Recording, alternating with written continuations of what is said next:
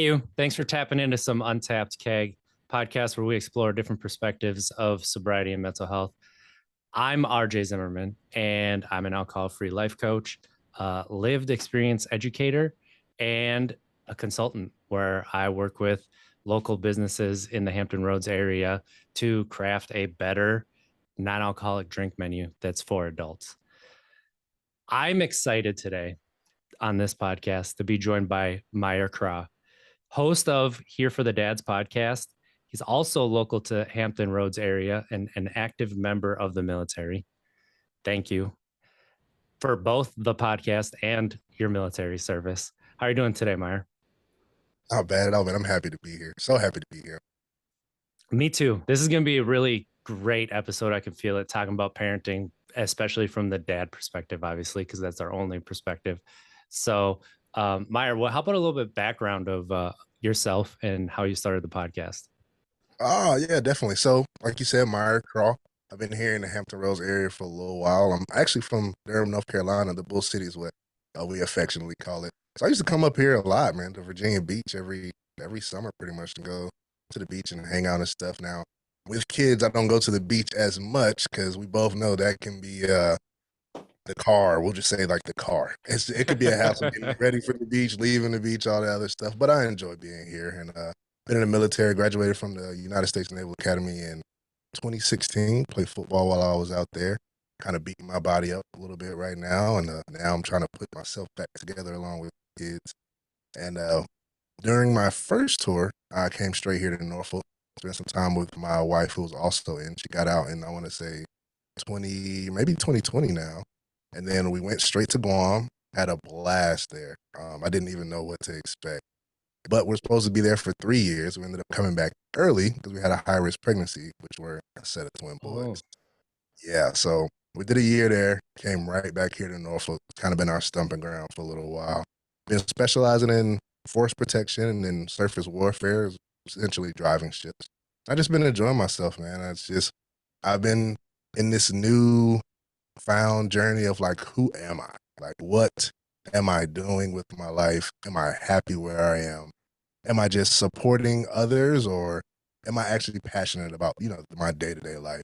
And in that, like, I really enjoy being a father. Like, it's been fun. As a kid, I grew up not really having like I want to be a firefighter. I want to be a policeman. Like, I didn't really have that. Even playing football and running track, it was never like, I want to go be pro in that. I just really enjoyed the company of my coaches. I really enjoyed the company of my friends, parents, and kind of seeing them and just watching my parents as well. I just knew I wanted to be a family man. So, and now being a father, I find myself with a little team, not just because they're all boys, but I find myself with a team because they look at you as the leader. Whatever you say goes. Like, they're just following along, no matter if you got the right answer or the wrong answer. They're following along. And now, in doing that, I said, well, how can I help other people the way that I feel like I need help? Because, kind of growing up, nobody just really, I guess guys don't really have that conversation as much about like, being a dad or being a family guy. Everything is about sports or hiding your emotions and a whole lot of other stuff other than being a dad. So now I find myself just sitting down across the table with other guys, other dads, and just talking about what it is being a dad. Talk about the challenges, the good, the bad, and just hash it out. And the best way to do that was a podcast. So I started Here for the Dads podcast, and I've been doing that for, I guess we're on season 2 now, maybe episode 3 or 4. It's been a month or two, and then enjoying it. I've been watching your podcast. Has been keeping me going and inspiring me. That's why I'm so happy I got a chance to be on here. I was like, man, this guy RJ is he's extremely great at communication.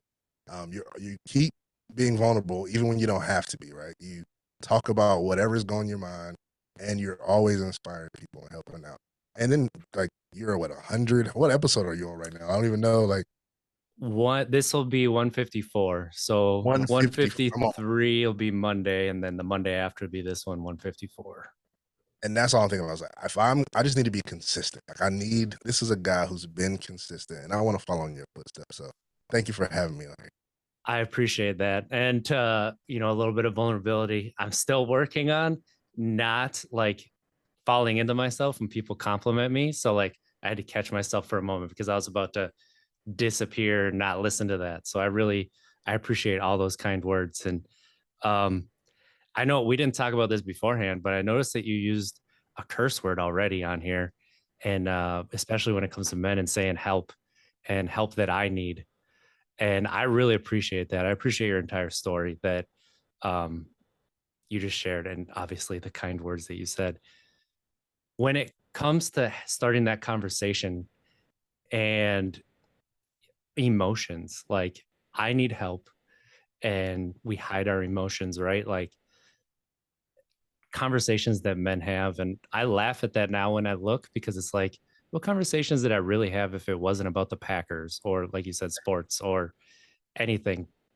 It really wasn't much. And didn't think about college, didn't think about the future, all of that good stuff. When you were thinking about the help that you needed and then the conversations you wanted to have, how did that conversation like that start in your own head? And did you bounce those ideas off of, your wife first, or how did that happen? Yeah, I think I bounced it off of my wife. I think now the world is starting to have a little bit more conversation about mental health. Like we're realizing that there's a real problem and that we need to figure out what it is, that we need to talk to people, we need community. And you think about like right after the pandemic, everybody was just searching for a way to do that. Like we couldn't just be in the house. You had everybody kind of starting on getting on socials more, a little bit more podcasts kind of being formed. And during this time being in the military, I was completely like pushed out way out and going. A lot was different for me, and I was being challenged a lot, even in my parenting style and what I was doing, who I was speaking to, and I was still going out to see a whole lot as well. So I wasn't even getting a chance to spend a lot with my family, at least a lot of time with my family. And I found myself like getting into some dark places. And I'm just being honest. And even the friends that I did have that would, reach out and try to talk to me and catch up every once in a while, I found myself just not even having the energy to speak to them. And I knew that if I continued down that road, excuse me, that I was gonna, I don't know I don't know what I was gonna do. To be honest, I don't know what I was gonna do. I was gonna break down and I wasn't gonna be able to support my family. I wasn't gonna be able to support myself. So I had to figure out a way to say, hey, what is something that I'm good at? I am good at talking to people. Like I don't have to know you from anywhere, and I can just have a conversation with you in the grocery store or whatever. So I said, how can I take something that I'm already good at, that I feel comfortable with, and help myself? Like I need help. Maybe starting with helping myself first will allow me to feel more comfortable asking other Mm. people. So I talked to my wife and she said, yeah, you're so good at it. Like, you ever thought about like doing like a podcast? It was pretty much her idea. You ever thought about doing a podcast or anything like that? I was like, no, I'm not doing that. Like I was a little afraid of it. During this time, even if you go back and look at my Instagram, I was so insecure about everything. And I hadn't even realized it. I wouldn't even post a picture of my face. Like I was insecure about my weight. I was insecure about the way I spoke. I was insecure about a lot of stuff. So the only things I even reposted were pictures of my kids, my wife, not even really things of what I was doing. So I said, well, maybe my wife's challenging me a little bit. Maybe this is the first way that I can step out and force myself to do something a little bit different that would allow me to help myself. So I went with it. We came back, decided I was going to do a podcast on something that I was good at, speaking to people, and something that I was already doing, which was being a father. And honestly, in doing that, sitting across from people, just having a conversation has been therapy in itself. Like it really, really helps me a lot. And and now my sister, she's also a family and marriage therapist. She reached out to me and said, "Hey, you should also go get some professional help." And I said, "Okay, okay, I'll do that too. I'll make sure that Thanks, that I'm." sis. Yeah, thanks, sis. So I've actually reached out and I decided to do that too. But when I think back now, like how hard it was for me to just ask for help, it shouldn't have been that hard. Like I don't I we have people that are around us who say that they're willing to help and that they're always going to be here for us. And most of the time it's true. Like they may genuinely mean it. But a lot of times I think as men, we focus on, giving so much, on protecting our families, providing for our families. doing things for other people, going to work, like everything is output that sometimes you don't want to ask somebody to input something into you. Like you're so afraid to ask for that help. Because you're gonna maybe look weak to yourself or to somebody else who you're trying to actually look strong to. And you're not willing to give that up. And that was hard. That was hard. Absolutely. That is, as somebody who has also been in therapy for a while, um, it's helpful. It is hard to take that first step, and it's hard the first, God, 6 sessions where you don't really know what to talk about, like what is, kind of just throwing stuff out there and seeing where it goes. But man, to like you said it, I think the thing that as men that we're taught through society, it's not even necessarily like outwardly spoken to us, but we're only worth what we provide, right? Ooh, And ooh. that is like something that I remember going before I had kids, before I was a dad, even before got married. I was not going to get married. You didn't have to be married to have a great relationship. You F the societal norms, we can swear on this podcast. So fuck the Okay, societal good, good. norms, right? A Like, sailor, so and I'm doing it at home, so I well, guess it's I can. blue collar worker, man. I mean, All right, got you. well, I'll be right there with you. But I fell into that trap too of my worth is only what I can provide. And if I can't provide, then I'm worth nothing. And I have to prove my worth to legitimately everybody, is what I got stuck into. And that digging that up was really difficult for me and working on it. But now that, the podcast has helped me find words for a lot of things and what I've discovered about myself the past coming up on 4 years now, it's like the change and the person that you see is so completely different from even where I started the podcast. It's when I think about those first few episodes, it's unreal how the vocabulary I didn't have and where I was starting from compared to where I'm at now. And you talked about how the talking to someone is therapy for you. What is something that has surprised you that came out of an episode that you learned about yourself? I would say maybe like how I've been surprised at how vulnerable I'm actually willing to get. I think a lot of times some of the things that you thought you never say out loud is only because you were too afraid to even start the conversation. So I Mm, found myself getting in conversation with a lot of these guys, even maybe the conversations happen before we even hit record or happening after or during. But I realize now when the purpose is, hey, let's build a relationship, not surface level. Let's actually like talk to each other about what we're actually dealing with and all the other stuff. I've been surprised at the things that actually will come out of my mouth. Like actually talk about, problems I'm having, or challenges I'm having with my kid who was having seizures and how I actually felt in the hospital room. Problems with maybe feeling jealous of the kids now that they have mom all to themselves. And when I get home, I don't get a piece of mom or, less sex in the bedroom. Now having 4 kids in and out or just different challenges that I thought I'd never actually talk about, or even talk about some of my weaknesses, or just I'll open up to you about being insecure. I've never said that out loud before, but I know what we're here to do. I know that you're willing to hear me out, and I'm not afraid to start the conversation. So now that I'm not afraid, it's like, what else am I waiting for? Like, just it's let it all out, and I'm gonna heal from it because I'm doing that. So that's I'll probably say one of the things that's been the most like surprising to me.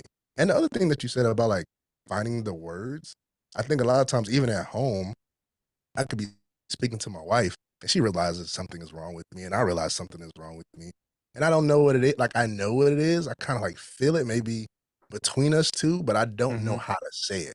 And if I do know maybe how I want to say it, it's not going to sound good. Like, it's going to come out really rough, really butched. Um, and I'm probably not gonna speak to her for like a week, and that's not something that I want to do. Or even when I'm trying to speak to my son, there's something I want to explain to him. but it's not gonna come out good. She's not gonna understand it. I don't know how to break it down.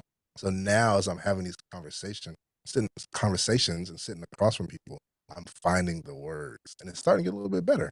And I thought maybe, I need to get a little maybe an app and work on my vocabulary, or maybe, I need to read a couple more books to figure this out. Those things help. They really do help. But there are other ways as well, as you're talking about, your feelings and emotions and stuff.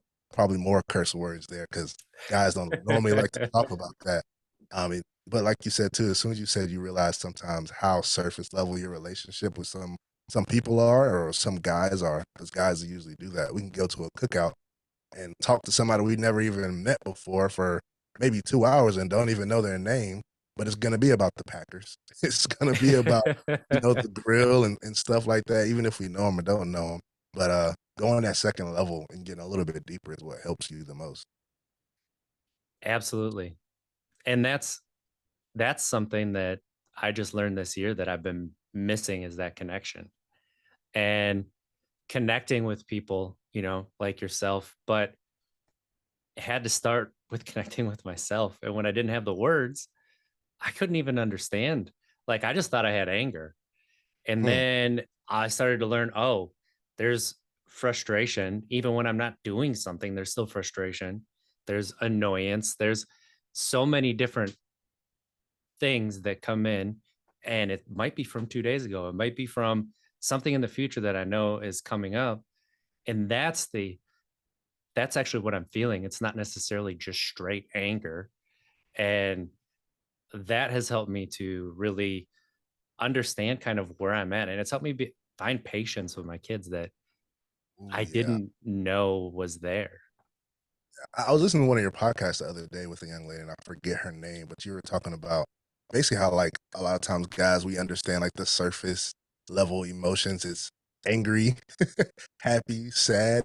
And we just go there and we don't internalize the other ones so that we can break them down and really understand where we are in life. Breaking those down does give us a whole lot more to pour out. And like you talking about with your kids, like it gives you that patience. It doesn't always come easy to everybody. And I needed that same thing too. Where do you Yeah. feel like you were able to like learn the difference between those different emotions and where you were, that it wasn't just anger, that it wasn't just those, like it was annoyance, it was frustration. Um, it actually started through the podcast. And when I started, so for a while we streamed on Twitch, the episodes live, and then we posted them to audio. And somebody came in who has been on the podcast and is a good friend. It's Jenny. So she's Jenny Fur on Twitch. And she has a show called Breakfast and Feelings. Mm, And she was giving me and my brother-in-law crap because I used to have to do the episode with my brother or the podcast with my brother-in-law. Because all we were saying was, I feel great. This is exciting. Like, good. This is so good. yeah. And she's like, we need to get you guys some different words to use besides those same three. And I was like, what are you talking about? There's no more words that we need. This is it. So that started. And then I had Amanda White on, who is I think she's an LPC, she's a therapist. She talked about like sobriety, and a lot of times when you're starting to go sober, like you have to name your emotions because now you have to feel them. And that's scary. So she talked about different processes to be able to understand and name them. And then what took it over the top for me to be able to actually break them down was Brene Brown's Atlas of the Heart, which is a book and it's a show on HBO. I recommend both. They're both Okay. amazing in their own right. The book, I think, needs to be in seventh and eighth grade and like junior in high school. Like you should be going over that as a child when you are, because those are the times where you're going through the most changes, where you're Yeah. feeling your emotions for the first time, where Yep. you can get the nuances. And in the book, she breaks down like, let's say it's like 84 emotions and experiences.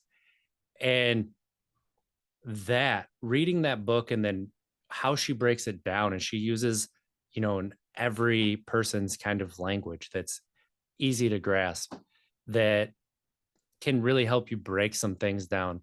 And that completely changed my internal dialogue.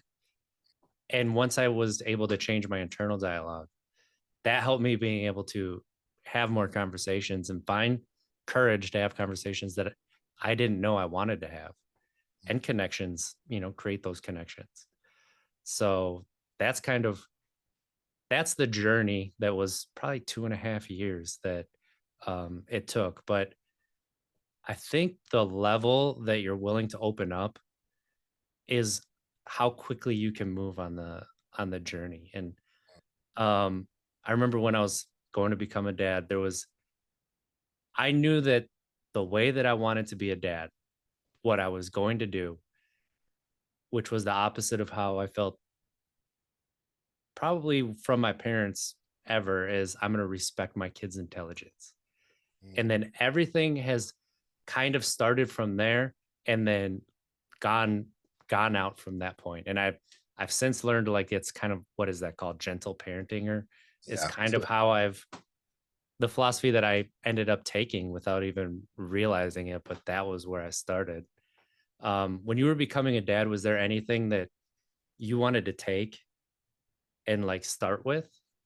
Uh, I think so. I think definitely. I think my own philosophy in life is to start with love. Like that's Ooh, essentially how I do everything. And you can ask pretty much anybody who's gone to school with me, and I don't think I've ever really put it into words until maybe only a couple months ago when I was talking to my son. But everything I try to do, I try to start love. Even trying to give somebody the benefit of the doubt, or how I'm working, or the relationships that I have with people. No matter if it's gonna be a good one or a bad one, you hear about the good, bad, good sandwiches when having conversations with people. But it's to start with love. So I was like, okay. No matter what I'm doing, when I'm raising my kids, I hope that I start with love in every part of it.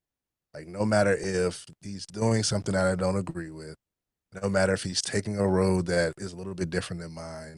Because, as playing sports, you're like, these are the things that I have in my toolbox that I got yeah, along the way. The easiest way for me to know that you're going to get them is for you to do the same thing. And I realized very quickly in speaking to some other dads that that doesn't always pan out. Right. So if he says he doesn't want to do sports at all, what am I supposed to do? Like now I feel like I don't have the answer. But if I were to start with love by realizing, hey, I love you, no matter what you want to do, we're going to figure it out together. Now I'm going to, like, do what you said, respect his intelligence, have a conversation with him instead of trying to make him into this person that I want him to be. Slow down and realize that the person that he's becoming already. And then I'm going to be able to help raise him. And I feel like you have to do that a little more gently. Like it's gonna have to be a little, maybe even a hybrid of gentle parenting. I'm kind of an old country boy, so sometimes the traditional old country boy ways kind of come out and how I want to raise them, things I might say to them and do to them.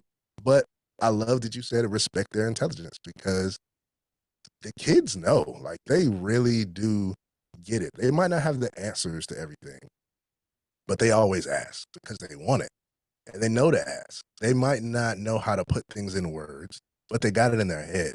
And if we think that they don't, we wouldn't be 30, 40, 50-year-old men talking about what happened to us when we were kids because our parents didn't realize that we already understood what was going on. So yeah, if I respect that a little bit more and just talk to them, hey man, I'm sorry I yelled at you this morning before we went to church. I realized that we were late. It was frustrating me because we're always late. I wanted to be on time. Your mom already yelled at me about this or that. And I just wanted us to be on time for once. I didn't know how to communicate with you that we were going to be late and that I want you to move a little bit faster. So I raised my voice. That's something I don't want to do. I don't want to make you sad. I don't want to, upset you before we go to church or any other time. But I want you to know that daddy's sorry, that I'm going to look for another way to help you understand that so we can be on the same team. It goes, oh, okay. Yes, daddy. I won't be late anymore. I'm going to put my shoes on Sonic fast. I'm just like, oh, what just happened? You know what I yeah. mean? Like, so respecting their intelligence definitely helps. And I try to start with love. Man, I resonated and loved everything that you said there. And that's something that I think we take for granted as dads, sometimes, or parents in general, apologizing for your mistakes, like owning up to it. that I do the same thing. Like I'll lose my patience. I don't have infinite patience. Nobody does. I'm a human being, Either. right? So I'll get frustrated and there'll be like 10 minutes where I'm raising my voice too. And they've both told me they don't like it when I raise my voice. And sometimes though, it's like we got to get moving. And then when we get to the vehicle, I'm like, you know what? I raised my voice and we were late because I got sucked into something that I should have had taken care of earlier. That it's not your guys' fault. It's daddy's sorry that I did that. And I'll try to do better going forward. I still have things that I need to learn.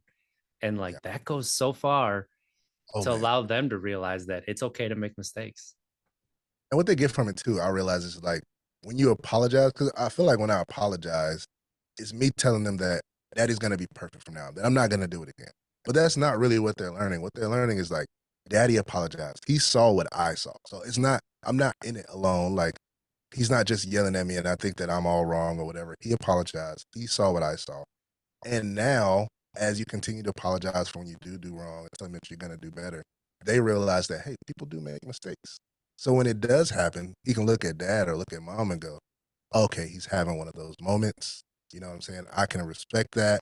He usually does this right. He's not doing it right today. I have mistakes. I do those same things sometimes.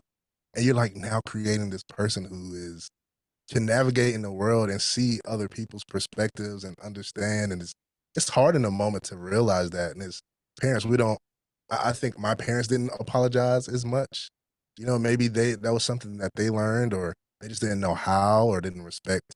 You know, a child's intelligence because as parents, this is kind of like the first time you're ever doing it, right? You didn't Oh take yeah. a class in high school or college or anything like that, so you're doing it for the first time. But as I'm getting older and now having kids, I'm starting to forgive my parents for some of the moments that we had, and I'm starting to understand, like, hey, this is their first time. Like, I told my son that finally the other day. I was like, hey, you're my oldest. Like, I've never done this before. He's, oh, you never been a daddy before?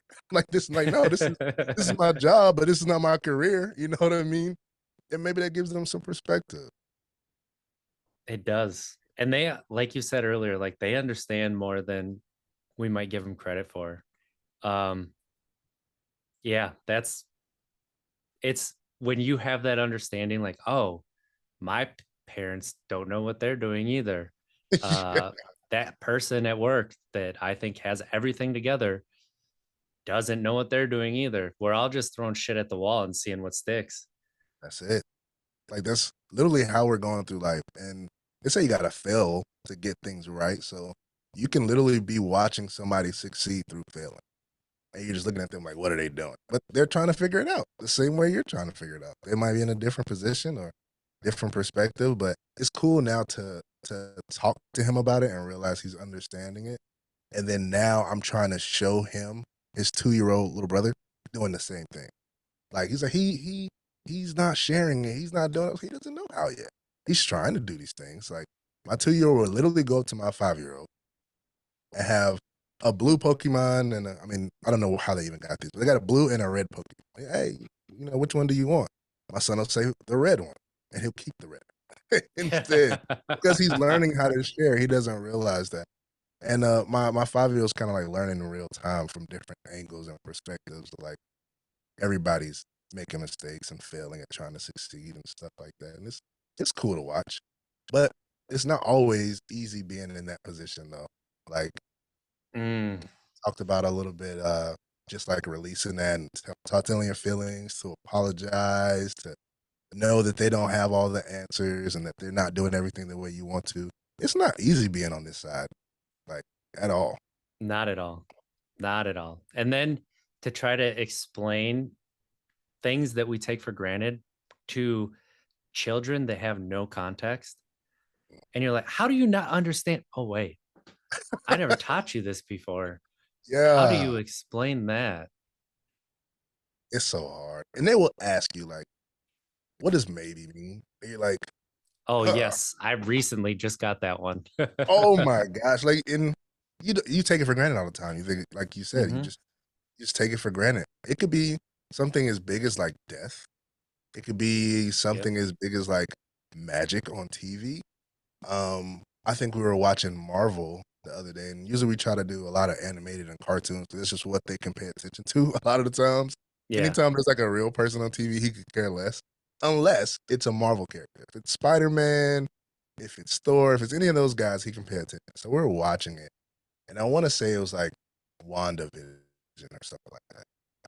And sorry if you haven't seen it or anybody who's watching who hasn't seen it, but I don't want to mess it It's up been too out much. for like 2 years. I think it's Yeah, they should okay. be able to get this right. So this was the end of it, and she was kind of like taking down this world that she created, Hmm. and he started crying like on the seat right next to me. I'm like, baby, what's wrong? He's like, what if that happens to our world?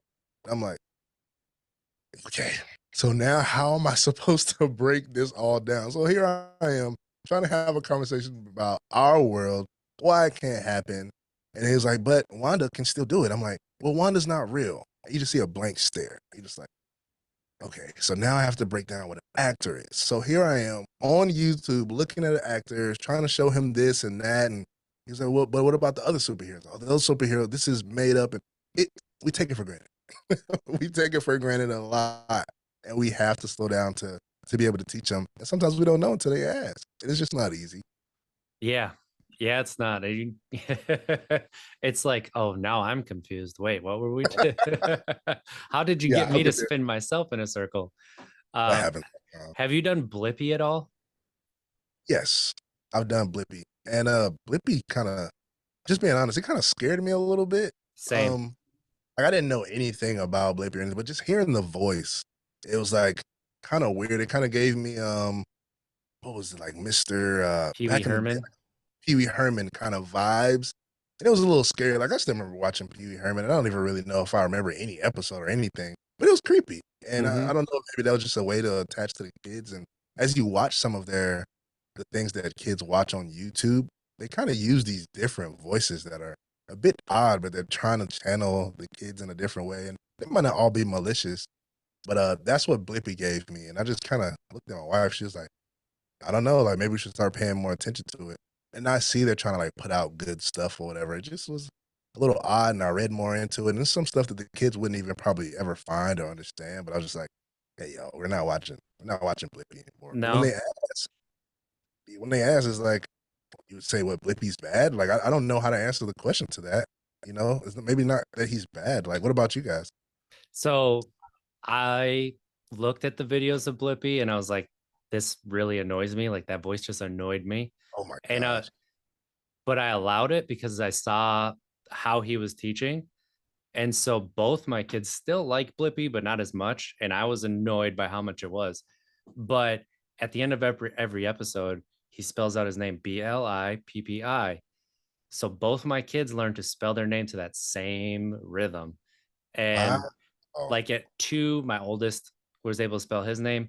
Same thing as my youngest. I think my youngest was a little younger, and they were able to pick it up.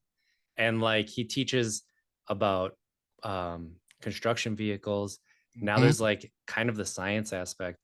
I've been really impressed with how he teaches like the sharing and stuff like that. But yeah, like watching some of the YouTube stuff, I've had to catch, especially my oldest, like, we're not watching this one. Well, Yeah. why not? He's not doing, anything bad. And I'm like, there's just some words being used that daddy doesn't like that we're Yeah. not gonna watch. And so now I have a rule that like number blocks is something that they watch, which I highly recommend for math. Yeah. I love it. Um, Octonauts is great for like underwater creatures, things like that. That's Mhm. what we watch at night before bed, so there's no nightmares. It's like we're not watching any real world, no toys, Because just they dream hard or something. Like kids, it's whatever's on the mind right there. That's yep, what they go with. yep. Bluey, Bluey's the best show on TV. Period. Oh my God, I'm so happy. Like Bluey literally blows my mind. Like it's great for kids and it's great for parents. Like especially dads. Like I tell every day, hey, do you Yes. watch? I don't say do your kids watch Bluey. I say, hey, do you watch Bluey? Because Bluey will convict you though. Like watching dad walk around and talk with the kids and you watch him play and slow down. But he's also very real about like when he gets tired and how he talks to them and building a relationship. Man, it's amazing. I tell people the same thing. Like it's the best show on TV. Yeah, absolutely. It is the best show on TV. And we usually use like YouTube Kids. We've subscribed to it and stuff like that. So there's some really good stuff on there. Like I thought you were. It was cool that they learned how to like spell their names through watching some of this stuff because I know I'm gonna have an episode at some point like talking about screen time. Like Hmm. we live in this culture and era where everybody's talking about screen time and they trying to tell us what's good and what's bad or whatever. But I've watched my kids like grow so much and learn so much from that, like ABCs and stuff before they even get to the Yeah. daycare. Because some daycares they don't even teach it; it'll just be to watch your kids, right? Until they really get to school or pre-K. So like to see them learn and to point out, a tractor or I know my son did learn from Blippy. He was talking about basketball and like buoyancy. I'm like, that's Oh amazing. yeah. He taught him buoyancy. So yeah, all that stuff is good. Like everybody's got their own thing. You gotta learn how to use your resources because it's not going anywhere. Like think about our screen time. Like we even going to work, like we got it. We just gotta learn how to teach kids in a different way because their life is gonna look completely different than how ours look. We had Game Yeah. Boys, Nintendos. Those were different. Nobody was screaming about screen time then, but the internet's not going away. So And that's where I think the harmony comes in, right? Where it's all about understanding your kids and like the balance, and then, trying to implement that into life. Like, yeah, you can't go all one direction. And if you go all the other direction, you might be limiting your kids as well oh on man. how, like you said, how quick they're learning different things. And that's one thing I need to get better at is reading to my kids, because especially my 5-year old, I need to start reading him books like every day, probably more than one time a day. And I just take for granted, like, I'm got no energy here. Take your tablet, go Uh, watch something. It's so hard. Like, and I'm an English major by trade, so like I love reading already. Like me and my wife, we've written two books, and we're actually working on the third. Oh, So like, dang, books that's was like a awesome. thing. Yeah, my wife, her favorite movie is Matilda. Like, if her life could just be Matilda, like she just gets older and she does nothing but read and live out in a little prairie house and be like become a teacher. Like that is what she loves. So like books. She was the first person to take me to the library in college. Like I never even knew we had a library at all. So she was the first person to take me there. Then once we got married and moved out here, and us to the library, and the kids learned about books and the library card. I'm like, you tell me you can get all this stuff like rich dad, poor dad for free, like all this stuff. So we started reading to the kids a whole lot more as younger. But as we started having more kids, it started getting harder. Like I'll sit down in the chair to try to read to them, and I'm knocked out after like the first page. Like I'm already like, so that's really hard. But the kids, they do love it. And it's just kind of finding times to do that and try to implement that into like our daily routine. It's not easy, but the kids they love it and they're sponges. They really are. They really are. Um, yeah, it's unreal. Like, when you realize, because they say something to you, that they're watching every single thing that you do, Oh it's man. like, what? It's, they do it all the time too. Like they're all, like I say Big Brother's always watching. Yeah. It's like that. Like you don't think the kids are paying attention at all until they bring something up or until they do something and you're like, why are you doing that? It's like, oh, you did this yesterday when you're eating sunflower seeds or something like that. A lot of times I get in trouble because the kids will do something that I already do. My wife doesn't like dropping the socks on the floor, or biting your fingernails, and not Oh cleaning up the boy. pile and stuff like that. So they and they definitely get it and they pay attention a lot. But I mean, that's their job. Like that, they don't know anything else to do but to just do whatever they see. But for us, how do we? I don't know. We're not supposed to hide it. We still got to be ourselves too. That's kind of hard sometimes too to be yourself and like yourself and make sure that the self that they're learning is the self that you want them to be. You know what I mean? Oh yeah. Oh yeah. That's for somebody who, as it turned out, did not like himself. Like, that is something that, as I'm learning, same thing with the emotions. Like, I want them to have a leg up and learn these things that I wish that I had learned earlier. So trying, especially, I see it in my youngest, kind of at that point where their self-worth is starting to that foundation is being built for their self-worth. So, Mm. how can I make sure that I'm building that to be a lot stronger of a foundation than what I had when I'm still learning how to build Still my own foundation? Still learning. One thing for me, like I talked about being like insecure about just the way you look, and that's something that I was struggling with. I wanted to make sure that I wasn't like trying to pass that down to my son. And I caught myself a couple times, like before he was about to leave the house and go to school. Of course, you want to make sure your kid look nice and all that other stuff. They don't have, boogers falling out their nose and stuff. But I found myself every single morning wearing a little bit too much about his hair, wearing a little bit too much about his socks matching his shirt, worrying a little bit too much about just the way he looked and his appearance and everything. And I realized that the kids at school probably don't care about that. And yeah, I'm gonna be teaching them, nice things about, make sure you keep yourself up and like all the other stuff. But I realized that's not what I was doing. I was insecure about somebody looking at my child and thinking that he looked unkept or that he was coming from this type of house or that the girls won't like him or people don't want to play with him or whatever. And I was pushing that insecurity onto him because after he's gonna think to himself every time he looks in the mirror that something's wrong, that I need to figure out what it is, and I'm not gonna move forward until I figure out what it is, and I don't like what it is, and I don't like myself, and I don't want to do that to him. So now we lean more into affirmations, like, "Hey, bro, I really like that hat you picked out. We talked about matching and stuff like that, but I like this, and I try to mix it up a little bit, and I try to not to push that insecurity onto him, as I'm trying to get better with my own insecurity."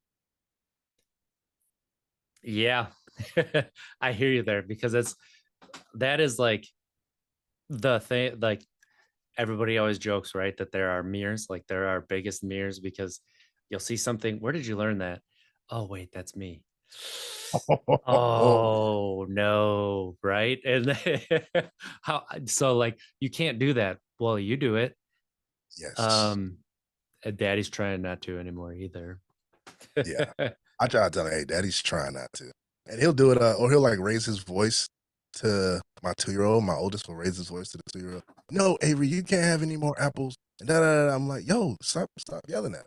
And he'll just look at me like, "Where'd you think I learned that from?" Yep. I'm just like, yeah, I gotta do better." So, "Hey, daddy did it. Sorry, I'm trying to work on it, looking for different ways to, like, figure it out." That's Man, the same, I'm the so happy same. we're talking about this right now, like, how valuable would it have been to have this conversation before we like had kids or like being a little bit younger to hear a podcast about what you're talking about? Like this, I think we undervalue it sometimes. Absolutely. And the dad books. Did you read books like You're About to Be a Dad, kind of a book, No, I before? think somebody talked about getting me one before, and I didn't actually get it. So like, no, I just dove in head first without any real like planning or because I try looking up some stuff like on Google every once in a while, like what is my Yeah.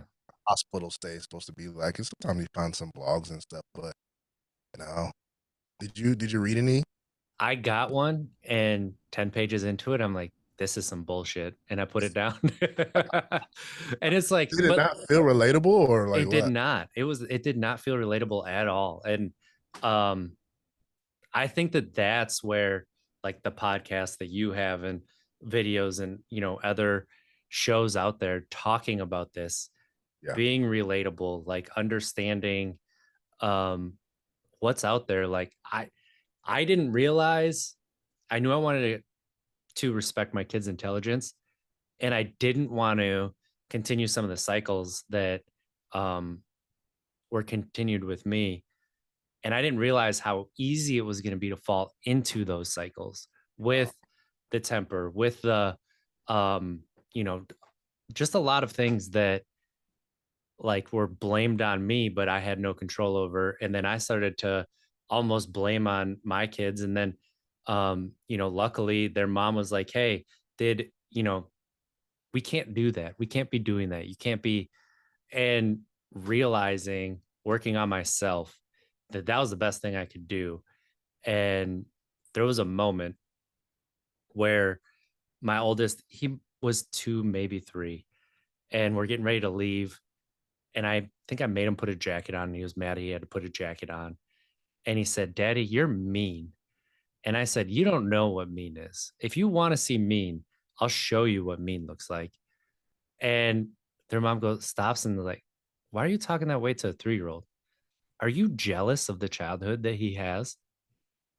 And it took Mm, me by surprise. And I immediately said, "No, like, why would I be?" And then I thought about it and I'm like, I am. And that's a good thing because that's what I want to do. I want to give them the things that I wasn't given and not, and this is the advice that I give to dads when they're expecting, create a childhood that you are jealous of and not from the presence and not of the physical gifts that you're giving them and not even the travel experiences, but yeah. the space that you hold for them emotionally, the presence you give them, which I listened to your episode with your son on there too, and you and Sony, and you were talking about presence over presence, right? And how important that is. And just create a space that you are jealous of because you should be. Yeah, And that will make you a good parent. absolutely. And it's hard sometimes to figure out what that looks like, right? You Yes, Okay, I don't want to give them the presents because there's definitely things like there's a red bike or the mongoose that I had growing up. Like I want you to have that. Like, yeah, you can still do those things, but what does it absolutely. also look like to be present, like in the moment, and like really be there? And sometimes the kids will legit tell you and just say, "Hey, come play basketball with me," and you got to go play basketball. Hey, look at this. Hey, watch me do this. Do this with me, or whatever it is. Sometimes you have to stop and do that, and even when you're rejecting whatever that idea is, because we still have life that's going on. We're trying to do things for maybe our other kids or work or whatever. You have to sometimes put yourself in their position. Like you have to remember what it was like for you when you were a child. And if you forget that, if you can't live in that moment one more time or a few more times to remember what it was like for you and a child, you're gonna lose it. You're never gonna be able to really connect. You're never gonna really be able to give them what it is because on the other side, like we just don't get it anymore. We lose all that stuff once we become adults and we forget. So if you want to connect with them and you want to be present and you want to give them the life that you didn't have, and a jealous, life that you could be jealous of, you got to live in that a little bit, like your own childhood again. Yeah. And it doesn't take all the money that you didn't have growing up. It really is about just changing a few things, and you could look at it and you're like, this is I am jealous of them, and that's amazing. And I am so proud of myself for creating this space for them. Mm. Man, that just thinking about that, like, really, it gives me goosebumps inside still. And you start to realize that they teach you just as much as you teach them. And like that's when things really take off, I think, as being a dad, that like you all of a sudden you're like, this is my favorite thing in the world. It sounds corny. It's just like some people who don't understand or might not be in it to say like things like, "Oh, my wife's my best friend," or "Hey, my kid, you teach me more than I teach myself," or "It hurts me more than it hurts, you know, you," or whatever. It's like it sounds corny. It doesn't Mhm. sound like it's for real. But you realize that life is really becoming full circle when that happens. Like you've only lived a portion of it, and there's so much for you to learn. And you realize that from the moment that they're born. Like you had the childhood crush, you got the girl that you love.